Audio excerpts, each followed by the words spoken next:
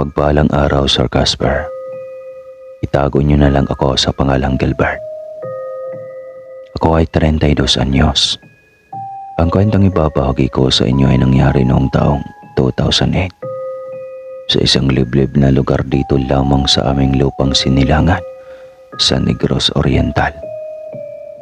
Ang angkan po namin ay taga Negros talaga. Kahit ilang beses kaming nagpapalipat-lipat ang bahay ay ang lupaing minana pa din namin mula sa aming mga ninuno ang talagang pinakikinabangan namin. Nakapagpundar kami ng maayos na tahanan at ng munting negosyo. At iilang properties na masasabi naming tunay na pinaghirapan ng aming pamilya. Bali isang simpleng ngunit kilala na baryo ang kinaroroonan namin. 2 oras ang layo mula sa Kabayasnan. Maliban pa doon, masasabi kong na-preserve na ng husto ang kasimplihan ng lugar. Iniiwasan kasi ng aming kapitan na magtayo ng mga pabrika. Ayaw niyang maging polluted ang aming lugar at masira ang kagandahan ng kalikasan. Ang bako-bakong kalsada na kahit masakit sa puwet kung sumakay man kami ng kalesa ay nakakatuwa pa ding pagmasdan. Ang malinis na batis kung saan hanggang ngayon ay ito pa din ang source ng tubig ng buong bayan. May malaki kaming pastuhan na kami lang talaga ang tumatao. Sa likuran niyon ay may kagubatan kung saan madalas akong magtungo. Dito ako nakakaranas ng kababalagan na hindi ko alam kung dadalhin ko pa ba sa aking katandaan o kakalimutan na lamang. Alam kong marami ang ayaw maniwala sa mga kwentong kababalagang katulad ng isasalaysay ko ngayon. Pero nais ko sanang ipaalam sa lahat na marami kasing mga bagay sa mundo ang kahirap kunan ng paliwanag. Mga bagay na hindi natin inasahang magkaroon ng sapat na panahon para ipakita sa lahat na ang mga hiwagang pinapamalas nila ay totoo at walang halong biro, kaya hindi ka matatawa. Bata pa lamang ako ay palagi na akong nakakarinig ng mga kwento tungkol sa mutya ng saging. Ang tatay ko kasi ay isang antingero. Minsan na siyang nakahanap ng agim at isang gabing naligaw siya sa kagubatan. Kagaya niya, madalas din akong maligaw doon. Kaya suki kami ng aking awa ng pananabon ni nanay. May sabi-sabi kasi na may mga elemento raw na naglalagi sa kagubatan at naghahanap ng mga taong nais nilang dalhin sa kanilang mundo. Mga taong nais nilang bihagin upang magparami ng kanilang lahi. Kaya gayon na lang ang takot ko sa tuwing napapagawi ako sa kagubatan at napapagtantong mag-isa lamang ako. Kahit gaano ko pa ninanais na umiwas sa mga ganong klase ng kapahamakan, may mga panahon talaga na hindi natin maiiwas ang maging parte pa din ang kababalagan sa pagbuo ng ating pagkatao. Isinilang ako na may third eye at ang masakla pa ay nakikita ko ang mga nilalang na kay tagal ko nang pinakaiiwasan. Wala naman ako magawa kasi parte na sila ng buhay ko. Alam ko naman na marami silang mga naiisip na bagay para magsilbing dahilan na mabighani ako sa kanilang mundo. Isa sa madalas kong makita ay ang diwatang si Marikit. Palagi siyang nakatambay sa batis. Doon ko din siya unang nakilala. 12 anyos lang ako noon at nagtatampo sa aking ama kasi hindi niya ako hinayaang gumamit ng baril para samahan siya sa pangangaso. Dahil nga nalulungkot ako noon, nagtatatakbo ako sa kagubatan habang umiiyak. Nasasaktan ako kasi parang pinapamukha sa akin ni tatay na wala akong silbi at hindi mapagkakatiwalaan. Pinili kong magmukmok sa batis para ilabas ang aking saloobin. Masama talaga ang loob ko kay tatay. Pero bigla na lang nagpakita ang babaeng iyon at sinabi sa akin na hindi daw ako dapat magalit kay tatay. Gusto lang daw nito na mailayo ako sa kapahamakan Sabi pa niya, mapapahamak daw ako kapag ginamit ko ang baril. Napakunot-no ako sa kanyang tinuran. Noon lang kami nagkakilala pero kung makapagsalita man siya ay parang matagal na niya akong nakikita at nakakausap. Hindi ko tuloy malaman kung ano ba ang sasagot ko sa kanya. Para kasing mahirap gumawa ng mga salitang sasabihin sa isang tao ngayon ko lang nakita. Kaya naman pinili ko makipagkaibigan sa kanya kahit walang kasiguraduhan. Sa kanya ako mas nakarinig pa ng maraming kwento. Mga bagay na tungkol sa mga agimat, mutya at anting-anting. Sa mura kong edad, ipinakilala din niya sa akin ang kanyang sarili bilang isang diwata. Kaso lang hindi ako naniwala sa kanya noon. Sino ba naman ang maniniwala sa kanya na kasing edad ko lang?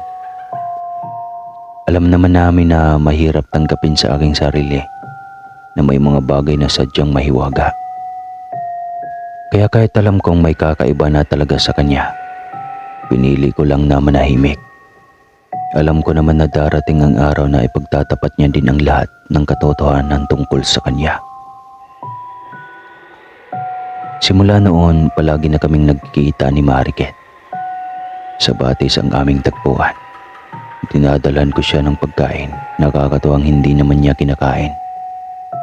Dinadalan ko siya ng mga bagay na alam kong ikakatuwa niya, kagaya ng mga laruan ko sa bahay, mga paborito kong libro at mga bagay na mahalaga sa akin, katulad ng aking kwintas, mga pictures at ang panyo na bigay sa akin ng isang malapit sa akin.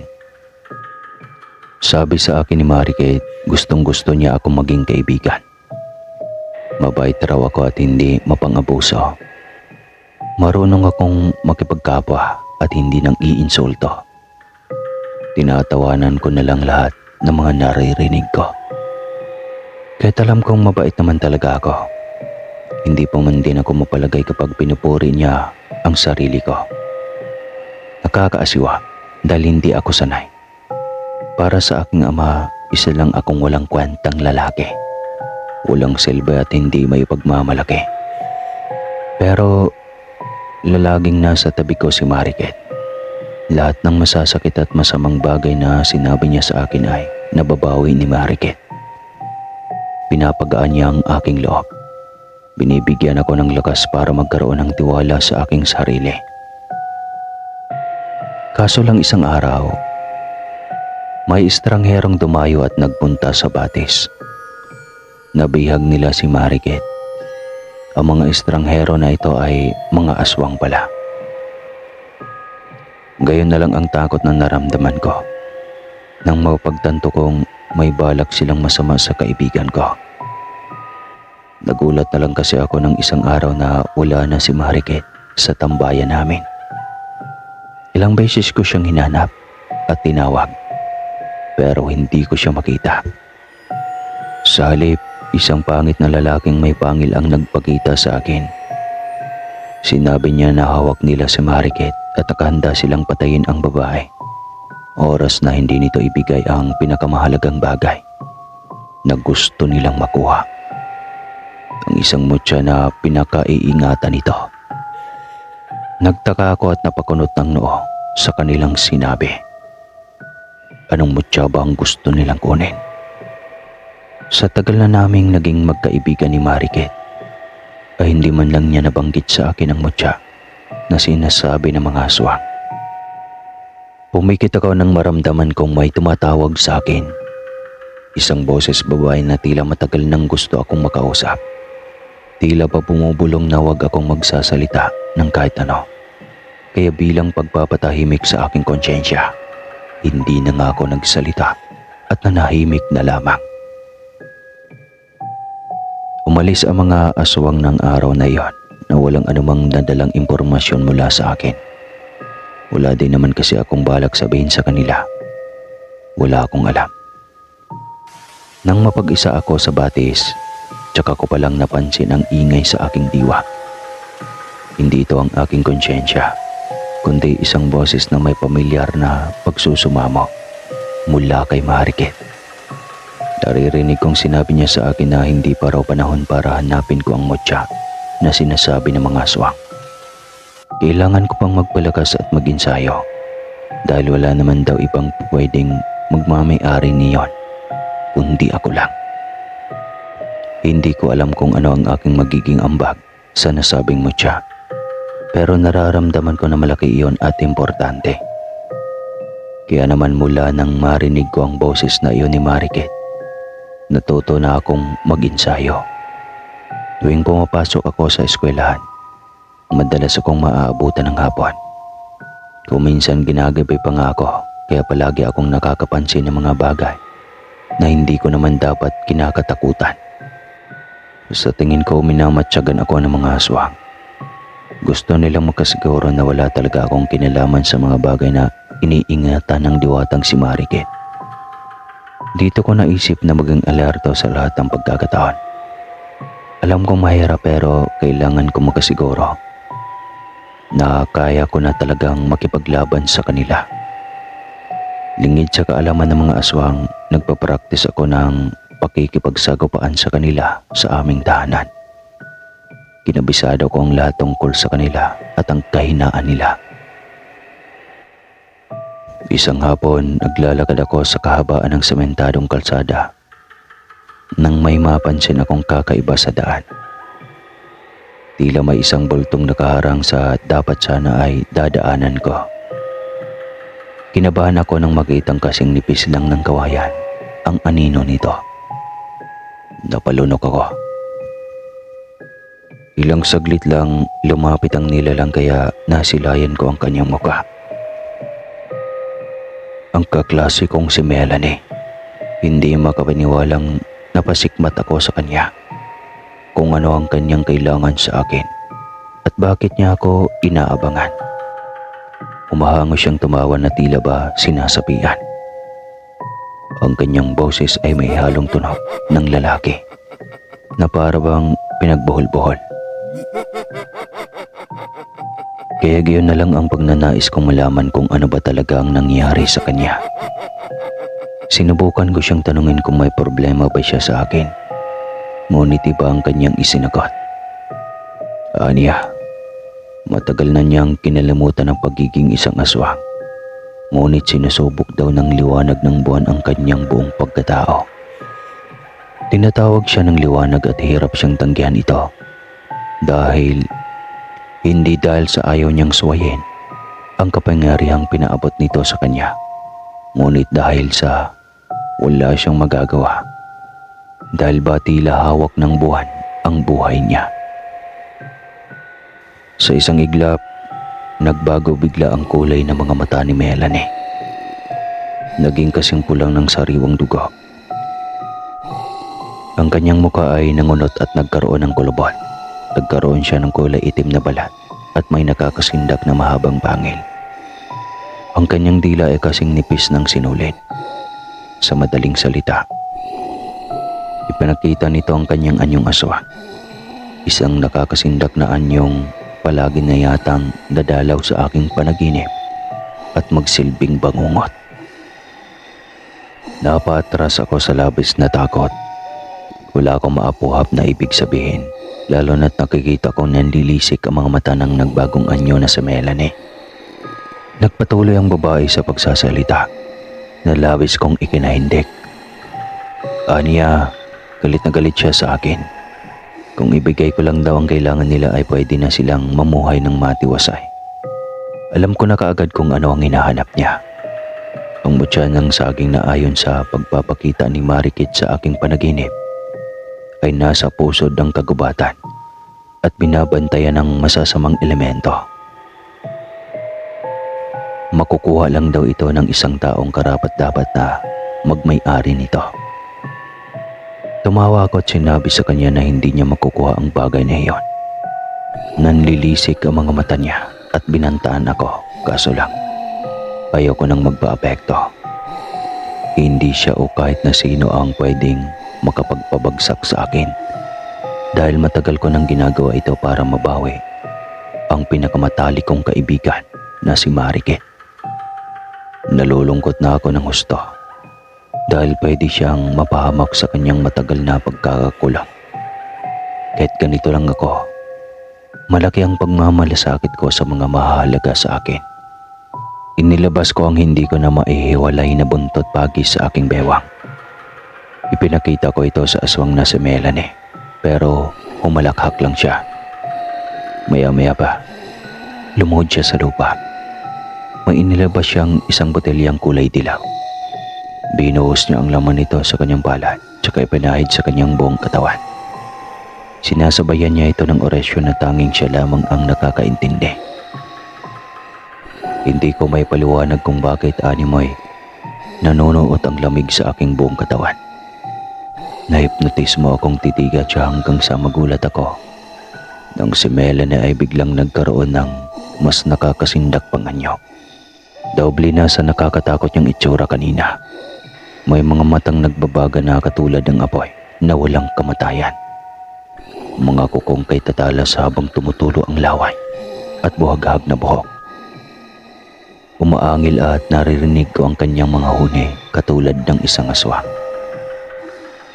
Tinaklot ng matinding takot ang aking puso. Hindi ko alam kung sa paanong paraan ako kikilos nang hindi niya mapapansin. Sindak na sindak ako. Bigla akong napatingin sa hawak kong buntot pagi. Bigla akong nagdalawang isip kung kaya ko ba. Na magagawa ko ba na labanan ng aswang.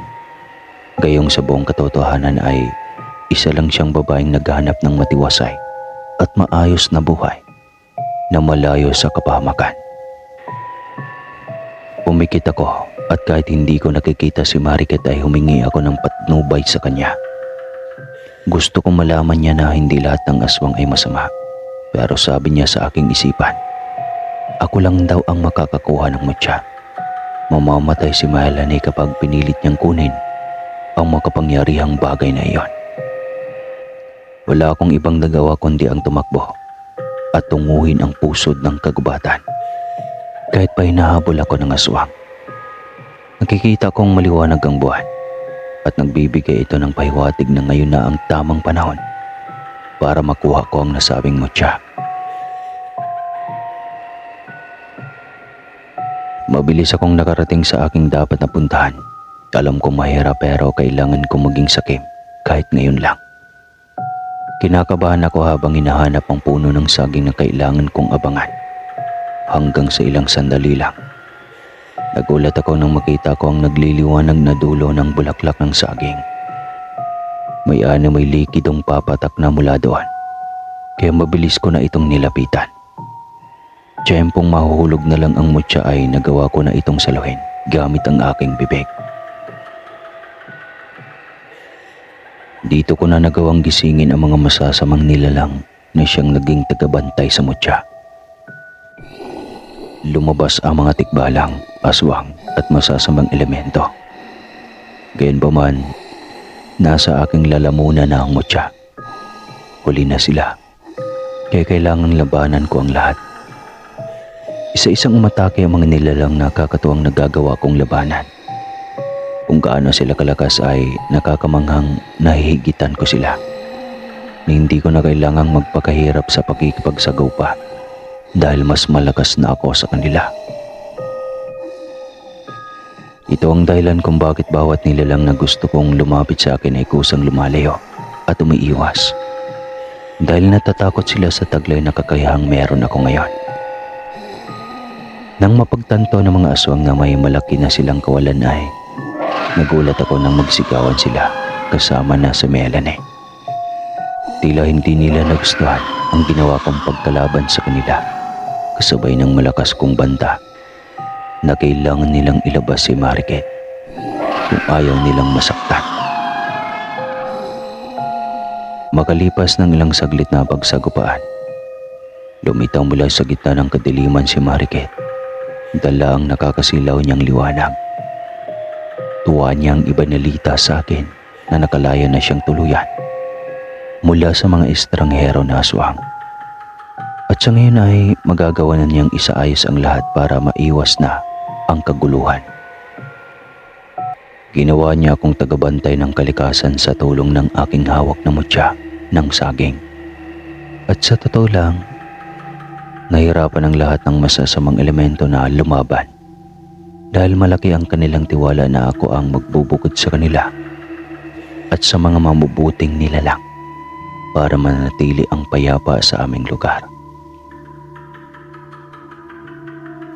Marami sa aming mga kababayan ang nagsabing nababaliw na daw ako. Pero lahat ng napagdaanan ko kasama ang masasamang elemento, mga aswang, at ang diwata ay totoo. Sa ngayon, wala na sa akin ang pangangalaga ng mutya, pero ipinangangako ni Mariket na mananatili ang kaayusan at alam kong pangangalagaan niya ang kalikasan. Hanggang dito na lang po ang kwentong ito. More power po sa inyong channel, sir, at God bless. Muli po, ako po si Gilbert ng Negros Oriental. Magkape ka muna.